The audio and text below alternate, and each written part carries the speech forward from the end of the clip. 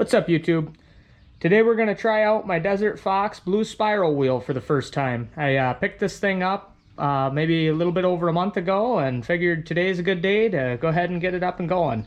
So I bought it from somebody, but it's actually brand new. I don't think he ever used it once. So let me go through it a little bit and show you what this is all about. This all kind of comes in an action packer tote here. This tote with the spiral wheel all folded up and with all the components broke down. It all goes into this nice handy tote for transport, and this spiral wheel is set up on a like an A-frame style, sawhorse style stand, and you can set the pitch of it through a knob here on the side. You loosen it up, you can set the pitch and the angle of it, and obviously we got our flow adjustment for the water here on the top. There's a pump that sits down into this tote. The tote is the water reservoir, so we're about to fill it here with 3 gallons roughly of water, and the pump just sits right down into the tote and it'll circulate the water that way.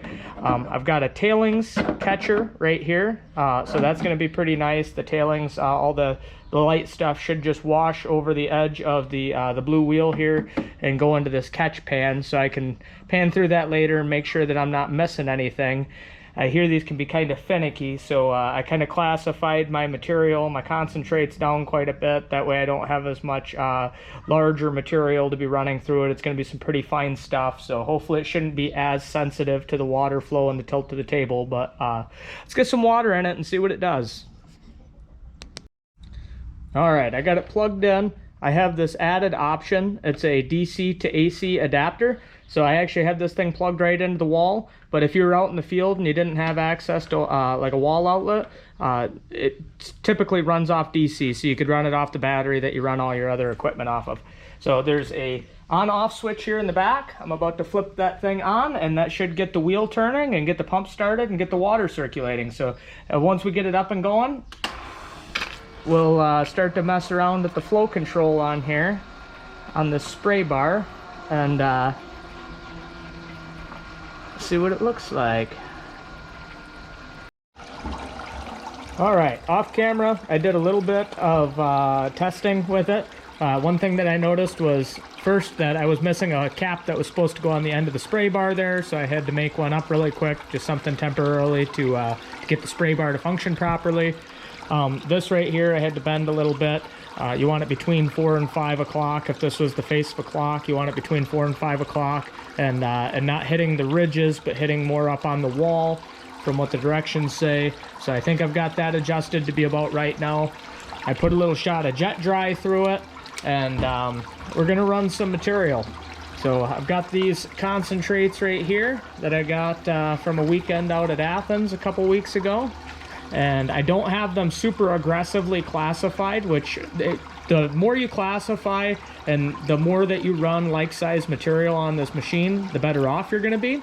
But I kind of want to play around with it since this is my first time, and I went a little bit less aggressive on the classifying, and I'm going to see how it does and basically how much gold I lose. But for right now, let's go ahead and put a scoop in. It says that you want to add it over here to this side of the wheel, and we'll just watch and see what it does. Looks like my water flow for this might be just a little on the high side. I'm going to take and lower that down just a touch. You want that black sand to kind of climb up and get about maybe 2/3 of the way up the wheel before it starts to kind of drop back down.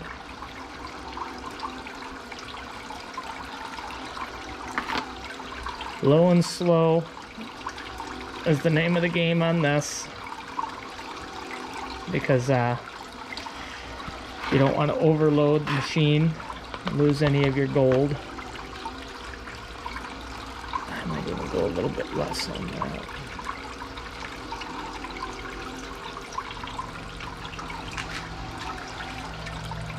Catch pan, that goes on the back side there. Don't want to forget that. That's where your gold goes in. I had just cleaned it out to make sure that I didn't have any cross-contamination in it. I want to know how much gold I'm getting from Athens. Okay, let me see here. I'm going to actually adjust that water flow a little bit more. There we go. So the black sand's climbing up. There, it looks like maybe a little bit is getting up to the top up there, but that's fine. This will reduce this down a heck of a lot.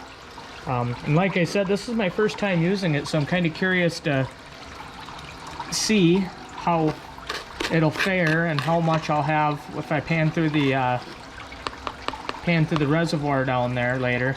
See how much it blew out.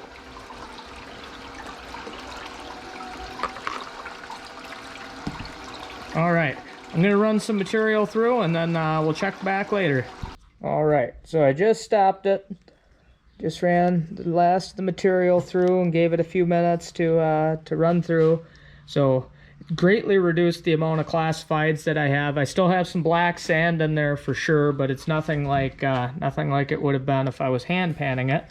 So let me get this catch cup cleaned out, and we're gonna see what we got in there for gold, and I'll show that. And then what we'll do is it'll be a little bit lengthier process, but I'll pour the catch pan here that caught all my tailings. I'll pour that into a pan and I'll hand pan that, and I'll basically see how much gold I missed, and then go from there as far as refining my classification when running this machine in the future. All right, well, it wasn't as much as I was thinking I was going to find, but definitely did get some of the flour gold, which is pretty much what we have here in Michigan.